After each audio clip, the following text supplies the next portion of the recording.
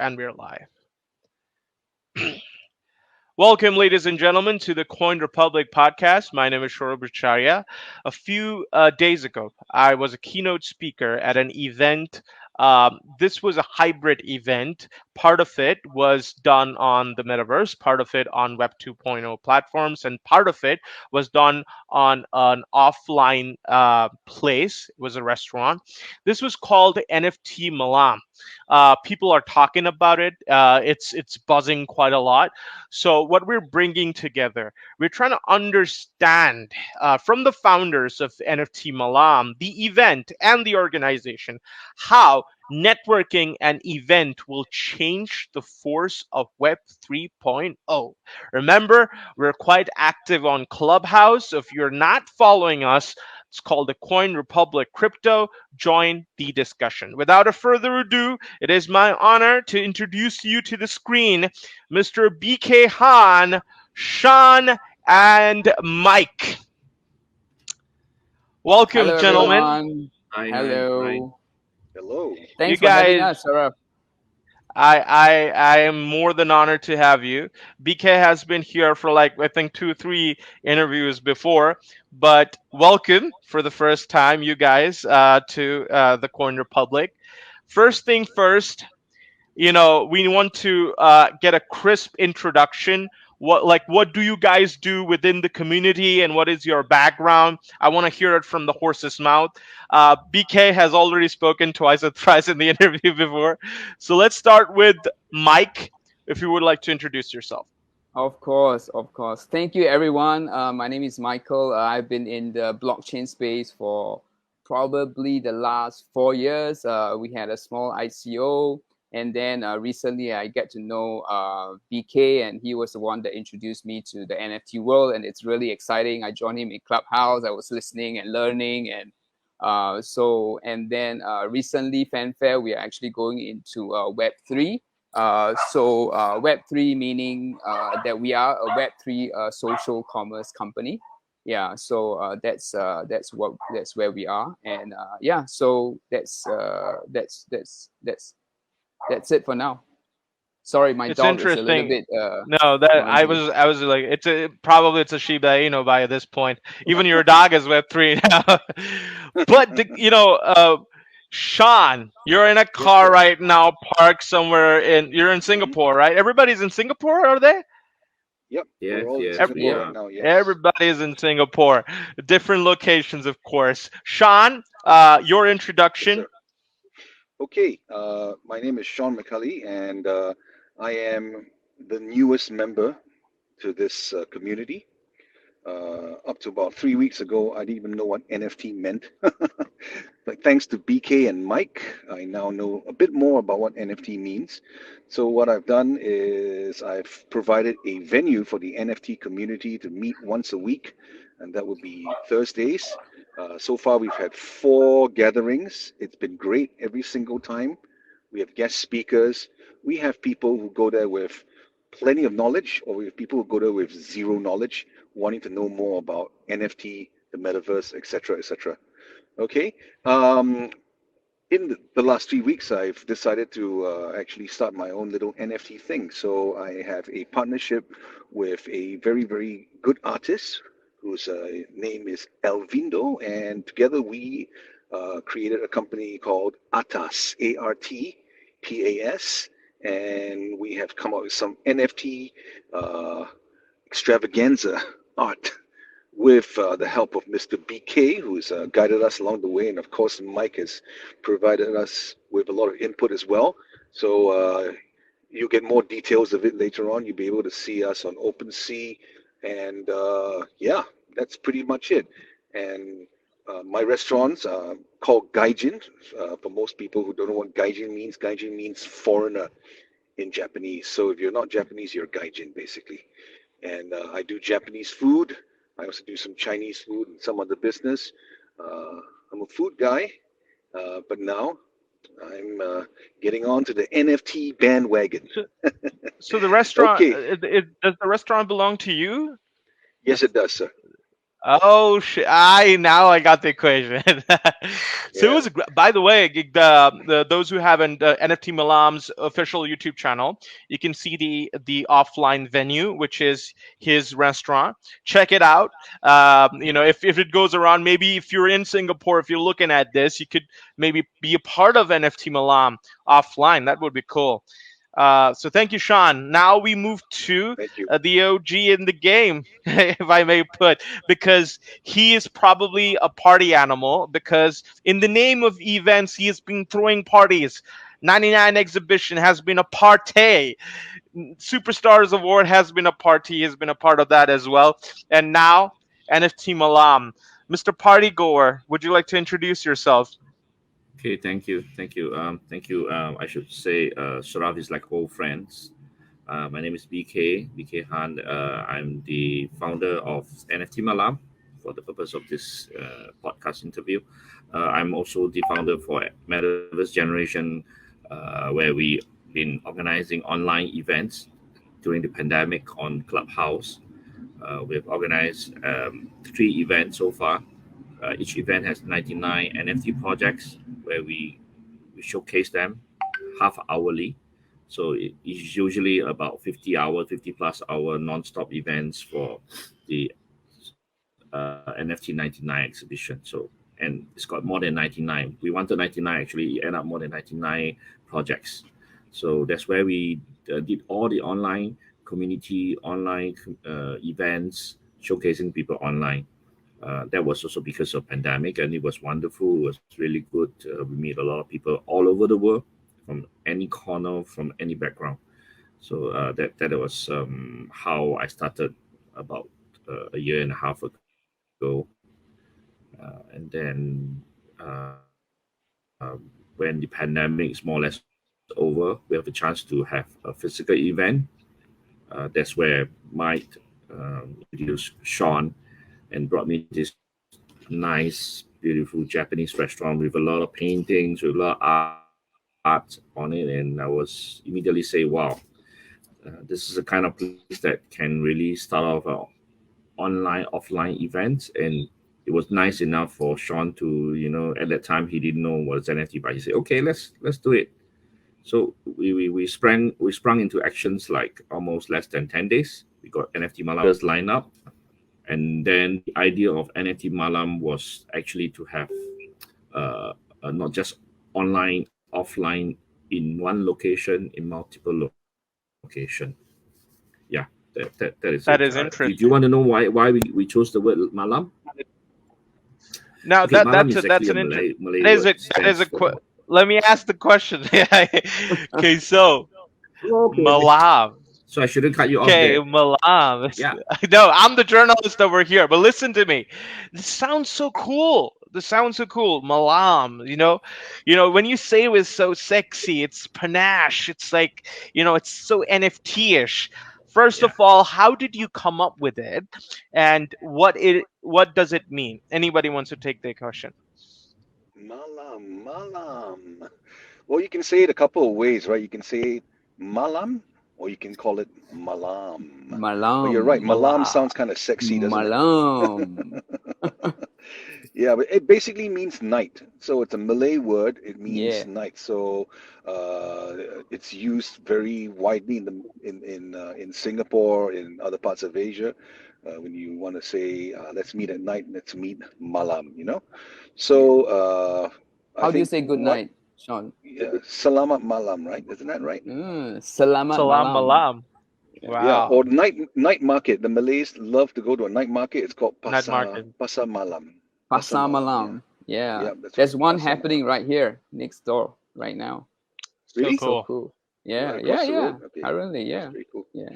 Yeah, so that's why we came out with the term malam, because I guess we were holding the community meetings at night, and Malaysia also felt that that was perfect for them, because most of us, we have our day jobs doing this, doing that, so the only time we can meet together is in the evenings. So hence the relevance of meeting at night and malam. Yeah, I think that pretty much sums it up. What do you say, guys? Yeah, man. Yeah. I think when BK came out with the name, I was immediately hooked to it. Yeah, because immediately it gives me that affinity to, what we know about night market, right? You go there and then you are buying and selling things. There's a lot of things happening. People are selling candy pops, sausages. People are selling like porcelain cups. Some Mm. people hang art, Food, in the stores. drink. It's food, drinks. So it's really a party, like the Pasar Malam Yeah. in those days. So that kind of really, inspired this imagination for me, right? So I love it. Thanks, BK. Beautiful name. Absolutely. Perfect. Lonely Planet, here we come. Yeah. Now, I do want to focus because I sort of envision it as the night market of the metaverse, where instead of cotton candies, you sell buying and selling NFTs, and wearables and all sorts of things. Nice. It is Nice. a cool concept. Maybe you It could is. start a carnival theme, get those merry-go-rounds and stuff like that. Uh, Wow. why the NFT community? I mean, Michael, you've mentioned that you've been part of ICOs, and I do understand that because Coin Republic for the past, I think, one or two, like past 4 or 5 years, we've been focusing on ICOs, and we've only been focusing on NFT niche, covering the NFT for the past 1 or 1.5 years. Why do you guys choose the NFT community? You could have very easily done an offline event and focus on the word Malam. Yeah, so I go first, guys, because this is very deep in my heart in the sense of NFT.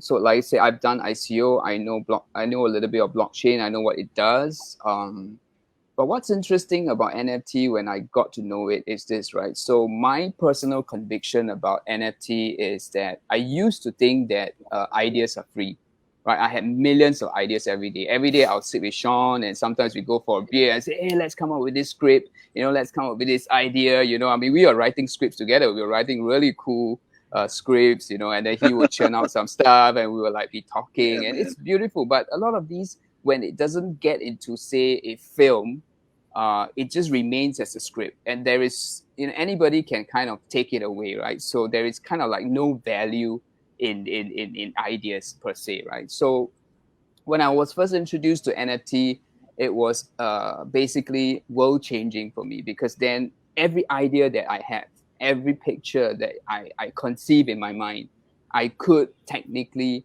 NFT it. So meaning to say that I could literally own it, and not just own it. There is verification. I could then even sell it. I could auction it. People could buy it. People could collaborate. So then it becomes this whole new world opening up to me, and that's why I really got excited, right? So especially for creator like me, I think NFT is just a fantastic medium just to get into the space. That's me. Anybody wants to jump in on that? NFTs and metaverse. You guys are coming from he comes from the blockchain domain niche. BK comes from real estate before this. You have the culinary experience, Sean. So Yeah. for the non-blockchain people, how do you see this? Okay, I think that the whole idea of Maybe Sean, being if you able want to to take. take like what Mike was saying, taking an idea and NFTing it. I mean, an idea could be a script, it could be a painting, it could be a song. Basically, now you are able to take this, share it legitimately, uh, with like Mike said, verification, etc. So I think that this is something quite exciting. I mean, I didn't know anything about the metaverse before this, and after talking to BK and Mike, it's all becoming a lot clearer to me. It's all becoming a lot more relevant. I think a lot of people think, ah, man, metaverse, it's not real. I Well, think yes, it I think isn't the real only in the sense that it's an alt. Yeah, go ahead. Sorry. I think the only reason BK got into the metaverse because he already has a lot of real estate, so now he just only could expand into the digital real Yeah, estate. yeah, that's Isn't that true. That's true, true. buddy? He's just wanting a That's shit true, ton of man. rich. Okay, Yeah. but that is a great like culinary though, because you in the restaurant business. I think the metaverse is gonna be a bit game changer, isn't it? Yeah, I think so too. Because you see, if you're living in the metaverse, you're doing everything that you do in the real world, right? I mean, you need to eat, you need to do things, you need to shop, you need to take your dog for a walk, you need to wash your car. You know, you're basically living in another life. And I think that with food appearing in the metaverse, it will become valuable in the sense that people will be able to choose what they want to have. You know, they want to have McDonald's today, they want to have some sushi tonight. You know, so it's all opening up. People are starting to understand how this all works right now. Yeah. And for So someone like me who doesn't understand anything, I mean that's saying something, yeah. yeah, I think Sean has an idea which is really fantastic, right? And we are talking about it, right? So he would have this fantastic recipe. He makes it into a NFT. He sends it to me, right? Or I will buy it from him. The next thing, I put this NFT into a food printing machine, and it prints out the burger that he has envisioned, and I just eat it up. So why not, right? I mean, Ooh. literally I could eat Hashtag anything. Yum. metaverse That's diet. awesome, man. It's like NFT to the real world, to a burger that is being printed out of a machine, with the taste and everything. So there you go. Food and NFT and metaverse. And Good let me job, guess, man. BK. And let me guess, BK. You just wanted more buildings, don't you? You're addicted, man. Come on, man. Yeah. So, well, I think having being in the metaverse, in terms of space, is unlimited. So you don't have any limits, and in terms of time, you are also lost in the total time that is unlimited also. So and it becomes really more than global, because probably one day we have aliens coming into our metaverse and communicating with us. Maybe one day. Aliens coming into the metaverse. That is just okay. Well, when I would say that if ideas are bulletproof, NFTs are goddamn invincible, isn't it? Now, I do want to go to UBK and ask about 99 exhibition, because I sort of see you as an entrepreneur who's quite into events, and you do have the sales skill because you're from the real estate background. So you're getting a lot of people into your community and you're throwing together these events. How do you see the progression of the 99 exhibition, and how did that translate into NFT Malam? Well, you asked the most interesting question and the most important of all. I think because of pandemic, we have no choice. We have to really communicate or learn and get used to communicating online, meeting people online you don't see in real life. Yes, that is really fast, and you can meet a lot of people. But sometimes we are human being. The physical interaction is still important. On top of that, I think the trust level increases when you get to meet the person face to face as often as you build when you collaborate or work together. So we are not able to have that trust level being justified if we are continuing building the community online. And now if we have like Malam Singapore, Malam Kuala Lumpur, which some of my students, they are in Malaysia, Kuala Lumpur, and then some in Indonesia, and then some Australia, they can have their offline activity where all of them mingle and get to know each other. And maybe one day I travel there, or even when we have like you know a common party that's happen to be in Singapore, they can join and meet us face to face. Oh wow, this is the real Mike that we're talking about. This is the real Sean we're talking about. His restaurant is not not imaginary. Is there, and the food they show in front of the live streaming is real. So I think the trust level is higher, and again, it also allow people from the web two, we call it web two, that be the real world people, to have an easy entry rather than going straight to online, because they don't know how to maneuver, they don't know how to communicate when they go into Clubhouse. Whether they come to a physical activity, they can actually mingle and say, "Hi, I don't know this. Can I learn about this?" Yeah, we can have a real communication. That's what I see, and we should have more of this as we go along. Yeah, thank you. Yeah, one of the good things about BK is that he builds really good community. So whether it's like the online 99 or even like right now Malam, just curating that offline community, it's a little bit different. But when I see him doing it in a very different style, but again, it's very effective. Phenomenal, phenomenal. It Yeah. is. I have observed quite a lot from BK and the way that he has thrown the events, and that's what inspired us to do the award as well.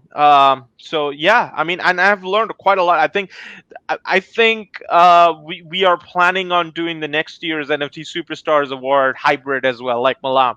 And this is something that I picked up from you guys. Speaking of which, you guys have done, I think, two events thus far, like Malaysia and Singapore, correct? Yeah. Singapore So, is four events. okay, Total four four. events. So, Four in yeah, Singapore but and two in destination is, two. yeah, destination is Two two. Okay. destinations, yeah. So, how do you Mhm. choose your next destination? Well, let's say if somebody wants to host NFT Malam Mumbai, or NFT Malam Bangkok, or NFT Malam, Toronto. How would they volunteer? What is the process, and how do you choose the destination?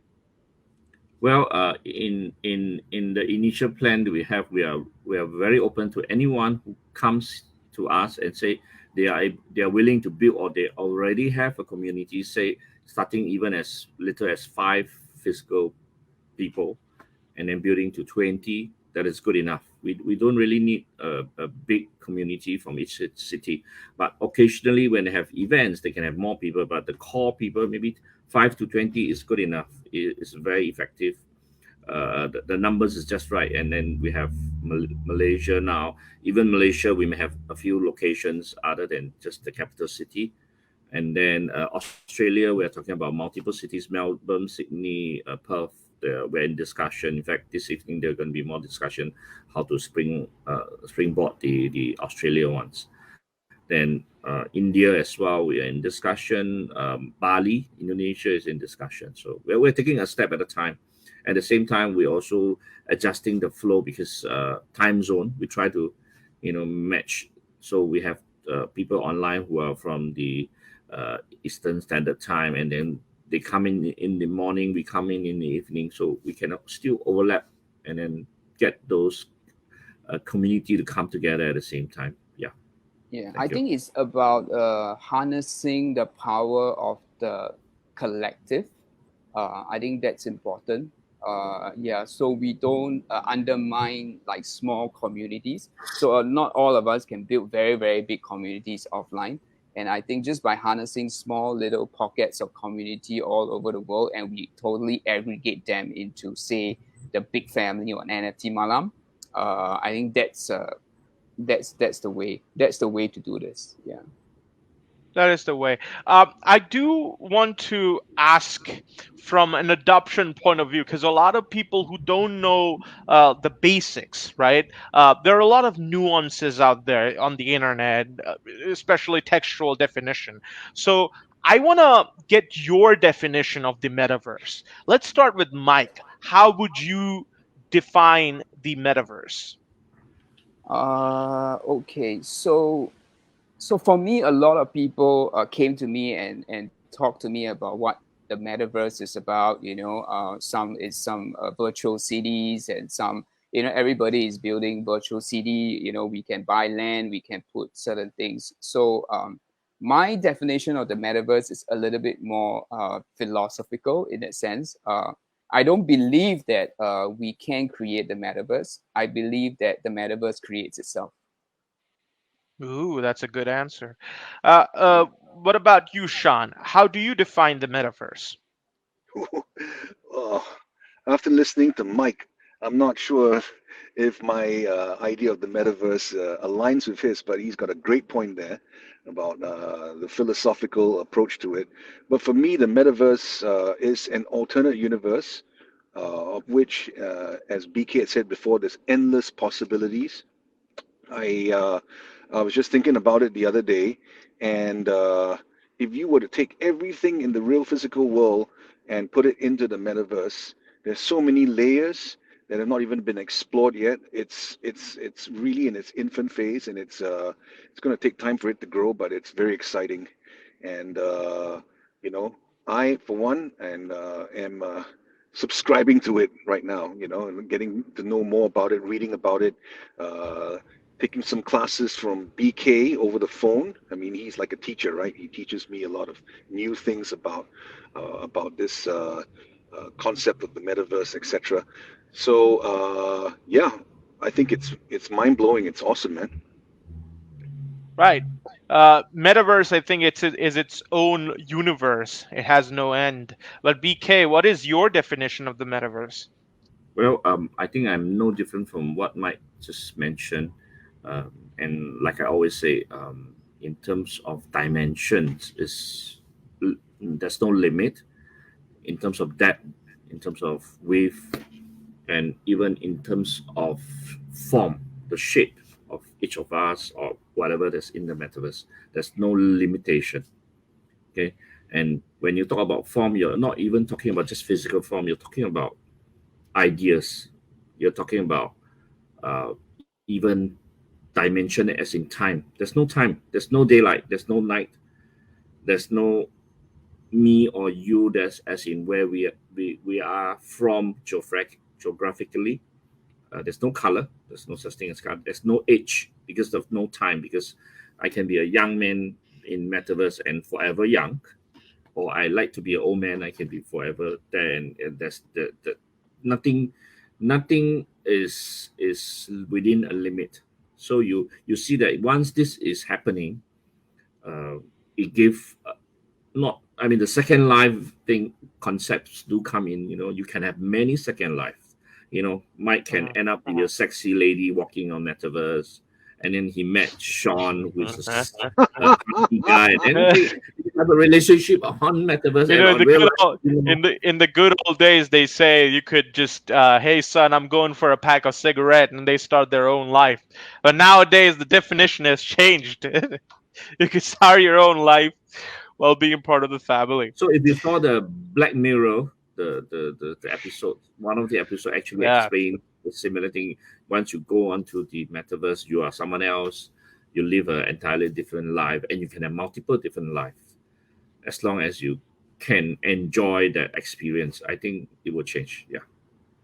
I think we have two keywords when we're describing the metaverse. One is networking, and connected to that keyword is another keyword, events, which is something you guys are doing, and that's what I have been observing. There are events here, events there.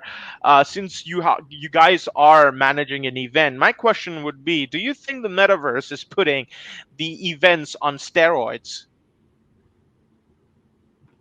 Mike, want to go I ahead? think, yeah, I think it's more than, I feel that it's more than steroids, right? So it's not just about giving extra fuel to events, but I would say that it has become a reality right now to have an event in the virtual space. Whether you want it or not, it is there, right? So just give you an example. If you just basically hold a normal exhibition per se, right?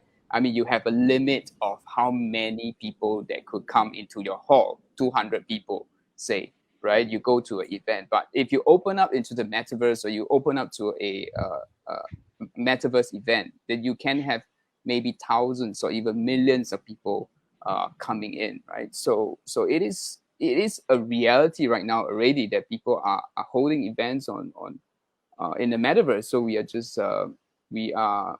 just trying to make it better, make it more interesting, and that's what we're trying to do. Exhibitions, concerts, awards, town halls, different kinds of events. I mean, people are gonna now. Well, there is I would interview her soon. People are getting virtually married as well. So Yeah, that's yeah, cool, isn't it? It's absolutely, changing. absolutely. And and now the question is, if you guys, because you guys are have the brand, you guys have the logo, you guys have the voice, you guys have the talent, you guys have the the pipeline, would you like to start your own metaverse? That's a tough question. BK? That's a BK answer. Yeah. Well, I think you got a little bit of hint from Mike earlier and myself. Metaverse is no limit. I don't think we are at this juncture want to build our own metaverse. We are already in many multiple metaverses, and in a way, with our community and our knowledge and the knowledge from our community, we are supporting, we are participating. Uh, in the current existing metaverse. At the same time, we're also participating with the upcoming startup metaverses. A lot of them, and might know that I'm in advising them based on what I see and what I experience. Uh, it's not a cheap venture to go into as to build a metaverse, but there are already people doing it. We just support them, and until a time when we think that we need our own, then we may cross the bridge when we come to it. Yeah. Yeah, so I'll jump in a little bit. Sorry, Saurabh. There are some clients of ours who comes to us and says that, oh, we want to build a metaverse, right? So and that's what we do as well. So I will go to BK and say, hey, somebody wants to build a metaverse, and so recently we had somebody like that, and what we do for them is that we actually build a private metaverse for them, which is very interesting. The concept of a private metaverse means that only the people that you invite kind of come into your space, right? But again, that doesn't mean that you cannot open up. So this gives a lot of opportunities for MNCs, right? Companies, innovation centers, right? To basically start their own little sandbox project. And then after that, they say, oh, I want to open up to India. I want to open up to Mumbai. I want to open up to the US. Then they can start build their own private metaverses. And the good thing about all these private little metaverse is that they could all join together, eventually. Mhm. So yeah, so that's what I would say that's what BK is working on sometimes. Yeah. Sean, you want to add something? Yeah. Like what Mike was saying about companies that have been approaching us and saying, "Oh, you guys are doing a good thing here. We want to create our own metaverse, our own private metaverse." I think it's also a good branding opportunity for them because whatever you see on the metaverse, you can take and bring it out into the real world again. For example, there could be a condo developer, ABC developers, for example. They develop some nice virtual condos in the metaverse, and you're walking along the street, you see these buildings, you're like, whoa, who's the developer of this building? It's ABC developers. And you take it back into the real world, and it's good branding opportunity for them as well. So I think there's a lot to be gained from being in the metaverse, not just from a branding point of view, as I just expressed, but also from other aspects as well, where you can see things that you may have forgotten exist, and it might appear in the metaverse, and you can it sort of ignites your imagination again in the real world, and I think it's pretty cool. It is pretty cool.